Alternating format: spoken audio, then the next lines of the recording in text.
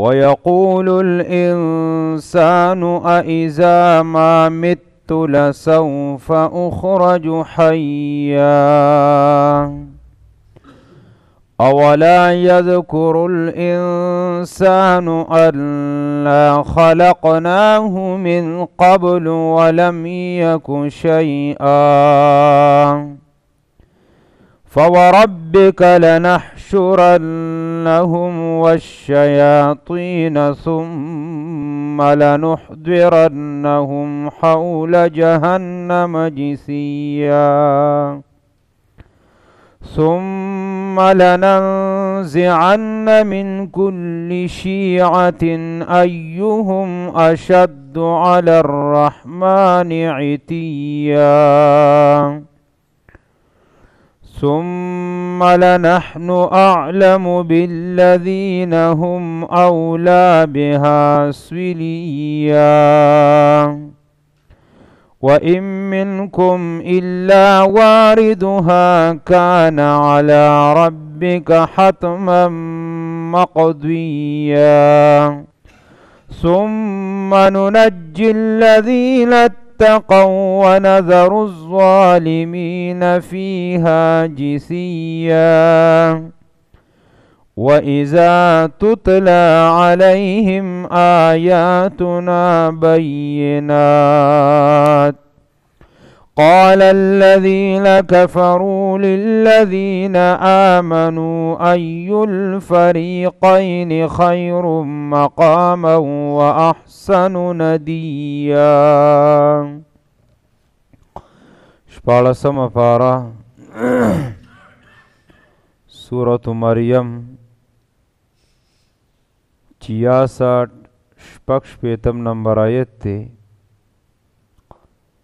دې ځای نه اخر د صورت پورې د دې صورت دریم باب هغه ذکر کیږي.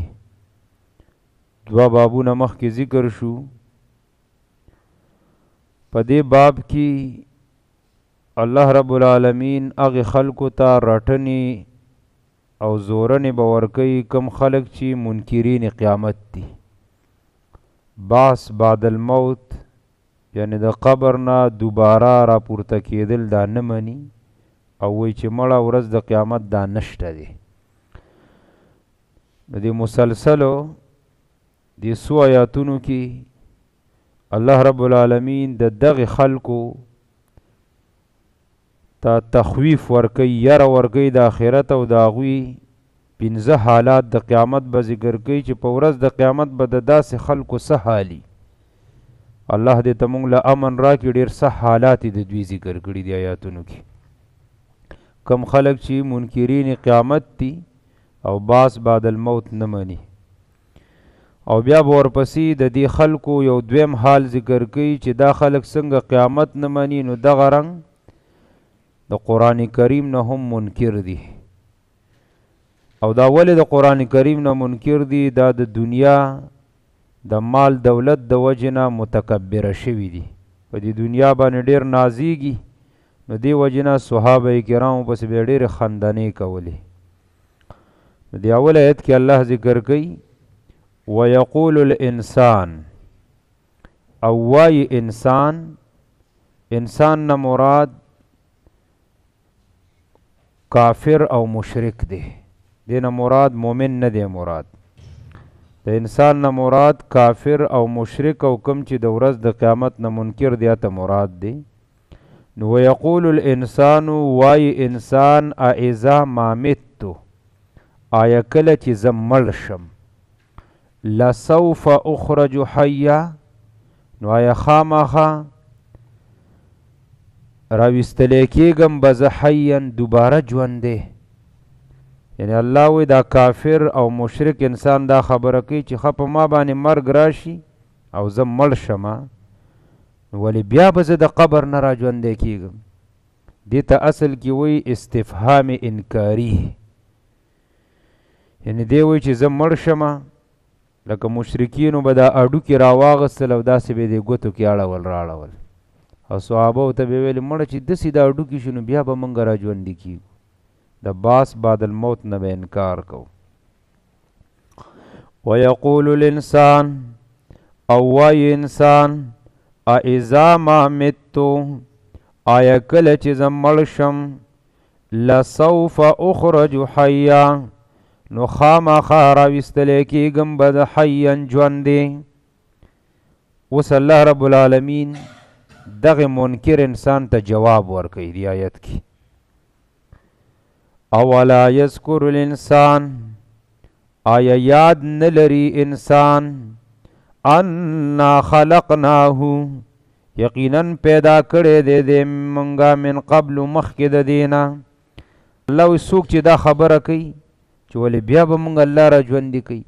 الله وی ای انسان ته د خپل ځان ته وګوره کنه داسې یو وخت و چې ستا نوم او نشانو نو. اولا یذکر الانسان دا معنی آیا یاد نه ساتي انسان انا خلقناه من قبل الله وی دې مخکې مونږ څه کړی پیدا کړی ولم یکو شیئا او نو دې هیڅ شیز. اگه سورة الدهر کی راضی هل اتا علی الانسان حین من الدهر لم یکن شیئا مذکورا. نو دا جوابو که الله رب العالمین دغه منکر انسان ته چې ستا نوم نشان نو الله وی زه په دې قادرم چې ته مې پیدا کړي. نو دوباره را ژوندي کول دا ګران دي چې یو شیز بالکل یین او سړی جوړ کی او هغه شیز بیا وران شي او بیا جوړول نو خو بیا ډېر اساني کنه. نو الله و انسان ته اول وینه ما پیدا کړي ما جوړ کړي وجود مې دله درکو. نو اوس خو د لا بیا هم څه ناڅه ماده شته نو دوباره را ژوندي کول خو د دومره ګرانو نه دي. اولا یذکر الانسان آیا یاد نه ساتي انسان انا خلقناه چې یقینا پیدا کړی دی د مونږه من قبل مخکې د دینا ولم یکو شیئا او نو دی هیڅ شیز. اوس دی بل آیت کې جواب ورکو. نو اوس الله رب العالمین د داسې خلکو کم چې منکرین د قیامت دی او دوباره ژوند نه مني الله یې 15 صح حالات ذکر کوي دی آیاتونو کې. اول فوربک لنحشرنهم نو قسم دی پر رب ستا باندې لنحشرنهم چې خامخا به را جمع کوي دوی لره الله تعالی. ګوره الله قسم خوري په دې خبره باندې چې ورځ د قیامت دا څه ده حق ده. قرآن کریم کې سلور ځایونه داسې دي چې الله رب العالمین په خپل ذات باندې قسم خوړلی. لکه دلته وایي فوربک ستا په رب باندې دي سی قسم دی. دا خبره چا کړې ده الله کړې ده. الله په خپل ځان په خپله قسم خوړلی.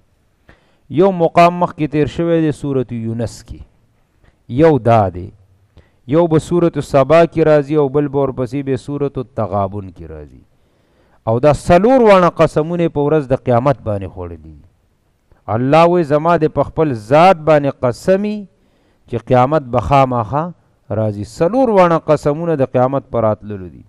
نو اول حالت د دوی دا دی فوربک لنحشرنهم نو قسم دی پر رب ستا باندې لنحشرنهم خامخا را جمع کوي به دوی لره والشیاطین او شیطانانو لره. شیطان نه مراد که انسی شیطان دی په انسانانو کې او که جنی دی په پیریانو کې. الله وی دا ټول به زه څه کوم دا به ورځ د قیامت ته را جمع کوم. انسانان به د دې قبرونو نه راپاسیږي شیاطین به هم را جمع کیږي. یو حالت خو دا شو چې الله وی زما د قسمی په خپل ذات باندې چې دا خلق به زه را جمع کوم ورځ د قیامت. اوس دویم حالت واوره دا بدبخت خلق چې را جمع شنو حالت به سی ثم لنحضرنهم بیا به خامخا حاضروم دوی لرا حول جهنم گیر چاپیره د جهنم نا جیسین په زنګنانو باندې بناستی. جیسی هغې ناستې ته وایي په عربۍ کې چې سړی ودرېدی نشي بلکې په دې زنګنانو باندې دی سی دسي ناستې دې ته عربۍ کې جیسی. او دا به کوم ځای کې د جهنم نه گیر چاپیره. الله وی دا به دویم حالت راجمع به کم هغې نه پس به بیا د جهنم خواله راولي او د دې جهنم نه گیر چاپیره حول جهنم حول وی گیر چاپیره د دې جهنم نه گیر چاپیره به دوی جیسین داسې ناستي چې په زنګنانو باندې دا وس او طاقت به یې نه چې دا ودرېږي. او دا ګوره ګران کار دی د خپو په سر باندې ناسته او هغه ورځ څومره د 50,000 کاله. نو زه وایم 1 ګنټه دی یو سړی د خپو په سر باندې کیني نو بیا به ورباندې سر څه کېږي؟ چورلي ورباندې که نه. 50,000 کاله اوږده ورځ د سیبه او په دغه ورځ باندې سره جهنم تپ دی، د جهنم غاړې ته ناسته او بیا د خپو په سر باندې. نو دا ډېر څه حالت دی که نه. او دا ولې الله دا سزا ورکوي؟ الله ورته ښایي چې تاسو خو دا ورځ نه منله، تاسو خو به وي چې قیامت چا لیدلی، قیامت وغیره نشته دی. نو الله وایي دا به دې بیا حلي. فوربک لنحشرنهم، نو قسم دی په رب ستا باندې، لنحشرنهم خامخا را جمع کو به مونږ دوی لره، والشیاطین او شیطانانو لره، یعنی دا خلکو چې الله پرېښی او نبي پرېښی او کومو شیطانانو پسې چې روانو ګمراه کړي وو، الله وایي اب هم ورسره جمع کم. ثم لنحضرنهم، بیا به خامخا حاضر کو دوی لره، حول جهنم جسیه، گیر چاپېره د جهنم نه په زنګنانو بناسي. دی بل آیت کې الله دریم حالت ذکر کوي. ثم لننزعن، بیا به راکاږو منګه، من کل شیعة د هرې ډلې نه، ایهم اشد علی الرحمن عتیا، کم یو د دوی نه ډېر سختو په رحمان ذات باندې، عتین په نافرمانۍ کې. انسانانو کې مختلف ډلې دي که نه، شیعه په عربۍ کې ډلې ته وایي. نو دوی کې مختلف ډلې دي. نو دا ټول منکرینو کې مختلف ډلې، نو دا به د جهنم نه ګیر چاپېره ناست دي په زنګنانو باندې چې ناست به الله وایي دغه وخت کې به لا جهنم ته لا بوتلي نه دي. دا به دریم حالت دی. د هرې ډله کې چې کم لوی سرکشو، په هره ډله کې یو سرکشي که نه، کم چې مشرو او متکبر انسانو هغه به تاول رابار کړي. لننزعن من کل شیعه دا معنی ده، هغه به ته بار راکاږي چې ته ته راوځه دی خوا. لکه فرعون به ته رامخ کېږي او دا نور به بیا د پسې شاته ورواني، دی به مخکې دا نور ورپسې او کم خوا به رواني؟ جهنم ته. دی آیت دا مطلب دی. دی دریم حالت. علی الرحمن عتیه، کم چې ډیر په دوی کې بیا نافرمان او متکبر نو هغه به ته ملایک راوبسي چې ته ته سې برابر شه، هغه ته مخکې او دا نور به ورپسې. ډېر سخت حالت دی. ثم لننزعن، بیا به راکاږو مونږ من کل شیعة د هرې ډلې نه، ایهم چې کم یو د دوی نه اشد ډېر سختو علی الرحمن عتیه، د رحمان ذات په نافرمانۍ کې. ثم لنحن اعلم بالذین هم اولی بها سویلیا. څلورم حالت. الله وی دا کم چې موږ د دې ډلې نه راوباسو نو دا د یو سړی نه وي چې الله ورسره ظلم وکړي. الله وی نه موږ یې پیژنو چې د په دنیا کې داسې ناکاره وخت تېر کړی و.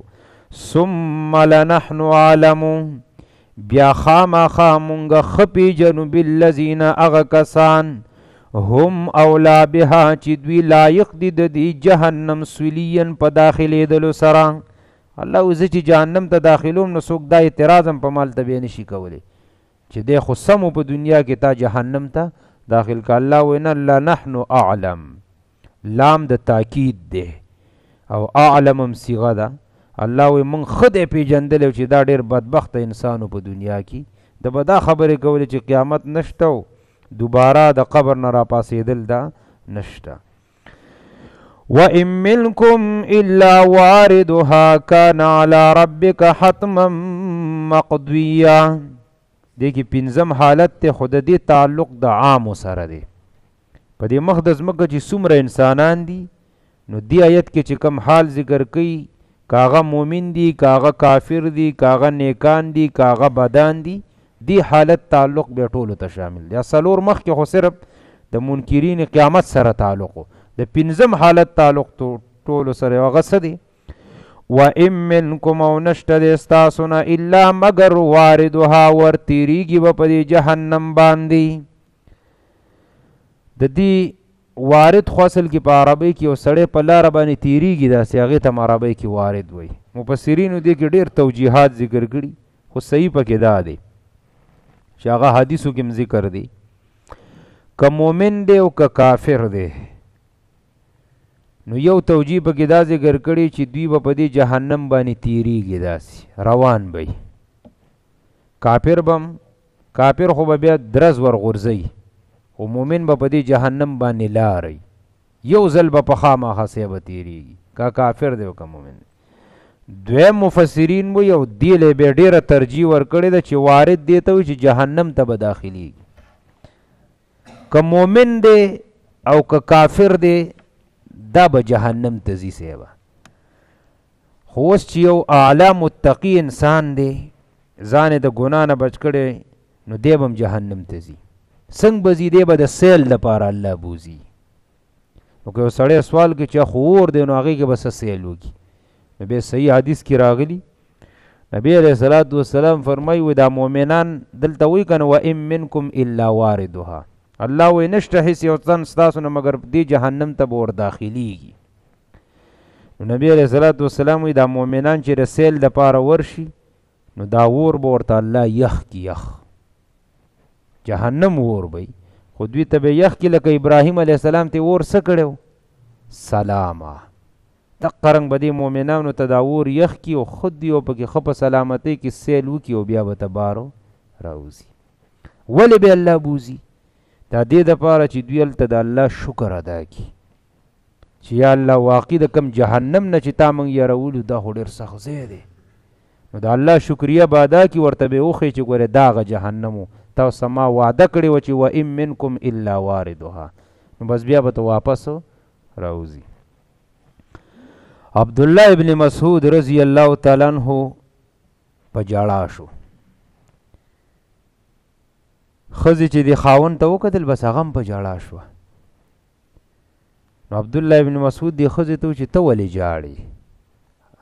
هغه ورته وایي ته په جاړه شوې بس زم په جاړه شوم. اوس ښځې ته یې پته نشته چې صاحب په څه جاړي.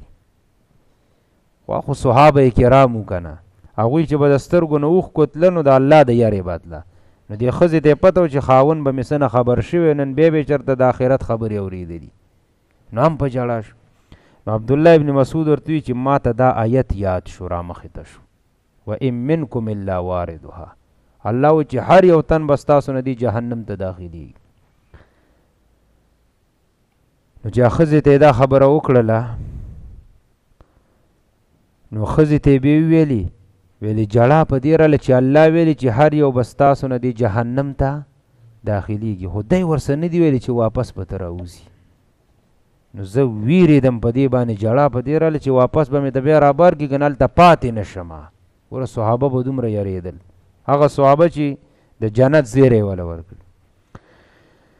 حسن بصري رحمت الله علیه یو کس ولي د خندا یې ډېره کوله، خاندل به وی هغه ورته ویل چې تا دا خبر اورېدلی دی؟ ویلې او ما اورېدلی. او وی دا خبر دی پکې اورېدلی چې واپس به دې ته راوباسو؟ ویلې نه. نو ویلې ففیم الضحک، ولې ډېر خاندې را خاندې؟ دا خبر دی اورېدلی هم دی او بیا هم تاله په خوله باندې خندا راځي. د غټو خلکو سوچونه هم ګورئ غټي. ها زمونږ او ستاسو شپه ورځ ګناهونو کې اړمي که نه، شپه ورځ داسې یاره به زما او ستا زړه له چېرته نه راغلي لکه هغوی چې کومه یاره کړې ده. وان منکم الا واردها، او نشته د ستاسو نه هېڅ یو تن الا واردها مګر ور داخلېږي به جهنم ته. د نبي علیه صلات وسلام بیبي و مسند احمد کې صحیح حدیث دی، حفصه رضی الله تعالی عنها د عمر صاحب لور وه. نو نبی علیه صلات وسلام ته دا آیت وی چې الله وایي چې هر سړی به جهنم ته ور داخلېږي، نو دا به څه کېږي؟ نبی علیه صلات وسلام ورته حفصې دا وروسته هم پسې لږ ووایه ثم ننجي الذین اتقوا، الله وایي چا چې شرک نه ځان بچ کړی هغه به ته زه واپس راوباسم، بچ کېږي به ته. وان منکم، او نشته د ستاسو نه الا مګر واردها ور داخلېږي به جهنم ته. اوس الله د دې خبرې تاکید کوي، کان علی ربک، دا خبره ستا په رب باندې حتما ضروري مقضیا فیصله کړی شوي. یو سړی دی نه و چې هسې وویلی شو آیت دی او بس د ثواب پته ور ووایه. الله وایي نه، دا ما ضروري فیصله کړي چې داسې به خامخا به داسې کیږي.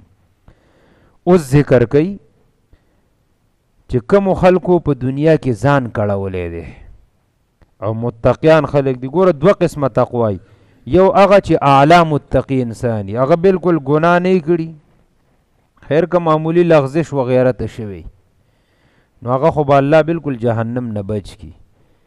د تقوا د ټولو نه ادنا درجه دا د کم متقی دا دی او انشاءالله دا به هر انسانی چې د شرک نه ځانو بچ ساتلی. دکه قرآن کې راځي ان الله لا یغفر ان یشرک به. مشرک انسان که په ژوند د توبه ویسته مرګ نه مخکې او بیا مړ شو خو ځه فیصله دې ښه ده، او که د شرک په حالت کې مړ شو نو داسې به ابدل ابد جهنم کې پروت دی لکه کافر چې پکې پروت دی. قرآن کې الله فیصله کړي. نو ادنا درجه د تقوا داره چې کم سے کم شرک دی نه کړي، نور کته هر څومره ګناهونه کړي نو یو ورځ به دی الله د جهنم نه سکی راو به دی د باسي. ثم ننجي الذين اتقوا، بیا نجات به ورکو موږ هغه کسانو ته نتقوا چې تقوای کړي دی، یعنې ځان شرک نه بچ کړي. ونظر الظالمین، او پریدو به موږ ظالمان فیها په دې جهنم کې جسیان په زنګنونو به ناستی. ګوره هلته چې حالت ذکر که هغه د جهنم په غاړه ناسته وه او دا به په اور کې دننه وي. وَإِذَا تُتْلَى عَلَيْهِمْ آیاتنا بینات، ګوره دا مخکې د هغه اول د انسان حالت ذکر که چې دا انسان د دوباره ژوند نه منکر دی، بیا یې هغه دپاره د قیامت یرې ذکر کړي په 5 طریقو سره. اوس الله د دقې کافرو خلکو دویم حالت ذکر کوي چې څنګه دوی د قیامت نه منکر دي، نو دقه رنګ د الله د قرآن د آیاتونو نه څه دي، دې نه منکر دي. او دا ولی دا د دنیا د مال و دولت متکبره کړي په غرور کې راغلي. وَإِذَا تُتْلَى عَلَيْهِمْ آیاتنا، او کله چې اولستلی شي په دوی باندې آیاتونه زمونږ بینات ښکاره. الله وی قرآن داسې آیاتونه دي چې ښکاره ښکاره خبرې دي. دا چې کله په دې کافر اولستلی شي نو څه وایي؟ قال الذين كفروا، وای هغه کسان چې کافران دي، للذین آمنوا هغه کسانو ته چې مؤمنان دي، ای الفریقین خیر مقاما، کم یو په دې دوو ډلو کې غوره دی، مقاما په ځای اوسېدلو سره، و احسن ندیه او ښایسته مجلس والا. الله وی په دې دنیا کې دا کافر خلک دی مؤمنانو ته وی چې یو ډله زمونږ ده او بله ډله ستاسو ده. وګورئ ای مؤمنانو ښه کورونه زمونږ دي که د ستاسو دي؟ خیر مقامه دا معنی دي. صحابه ته به ویلي، صحابه چونکې وخت کې دار ارقم یو کورو د زید ابن ارقم رضی الله، نبی رسول الله باغې کې پیله مدرسه دا واغې کې به دعوت چلو، او د دوی ځای ته به ویلي دار الندوه. بعضې مفسرین وایي ندیه نه مراد دغه دار الندوه ده. نو یو ښایسته ځای دوی جوړ کړی او مزیدار، دا د کافرو د مشورې ځای و. د دې مؤمنانو ته به ویلي مړه موږ هم په دنیا کې ژوند تېرو، تاسې هم تېروئ. اوس هم کافر ګورئ دا خبرې کوي. نو وایي خیر مقاما، د اوسېدلو کورونه زمونږ ښایسته دي که ستاسو ښایسته دي، او ښه مجلسونه زمونږ دي، یعنې وزیران خلک او دا غټ خلک زمونږ خواله راځي، ستاسو څوک تپوس هم نه کوي، او تاسو وایي چې قرآن داسې دی او قرآن داسې دی. نو الله وایي دا د قرآن د آیاتونو نه هم منکرو. ویقول الانسان، ووایي انسان اذا ما مت، وایه کله چې زه مړ شم، لسوف اخرج حیا، نو آیا خامخا به راویستلی کېږم دوباره ژوند دی. اولا یذکر الانسان، الله وی آیا یاد ندی انسان ته الله خلقناه من قبل، چې یقینا پیدا کړی موږ د لره مخکې د دې نه، ولم یکو شیئا او نو دی هیڅ شیز. فوربک لنحشرنهم، نو قسم دی پر رب ستا باندې چې خامخا را جمع کوو به موږ دوی لره قیامت ته، والشیاطین او شیطانانو. ثم لنحضرنهم، بیا به خامخا حاضر کو دوی لره حول جهنم جسیا، غیر چاپیره د جهنم نه په زنګنانو باندې ناز.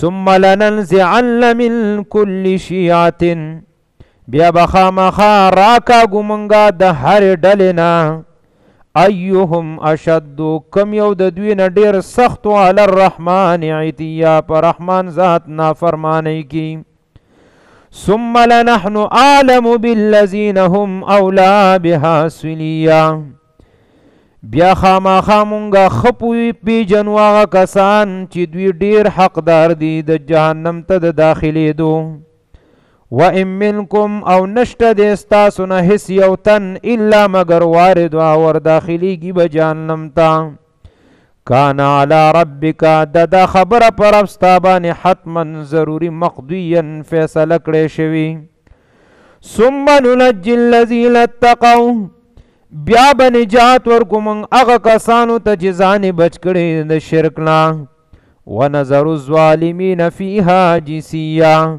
او پری بغدو ظالمان په دی جهنم کی په زنګنانو باندې ناس و اذا تتلى عليهم آیاتنا بینات او کله چې لوستل شي په دوی باندې آیاتونه زمونږ ښکارا قال الذين كفروا وإذا كافران للذين آمنوا مؤمنان تا أي الفريقين خير مقاما چې کم یو په دوو ډلو کې غوره ده په ځای د اوسېدلو سره و احسن ندیا نو ښایسته مجلس والا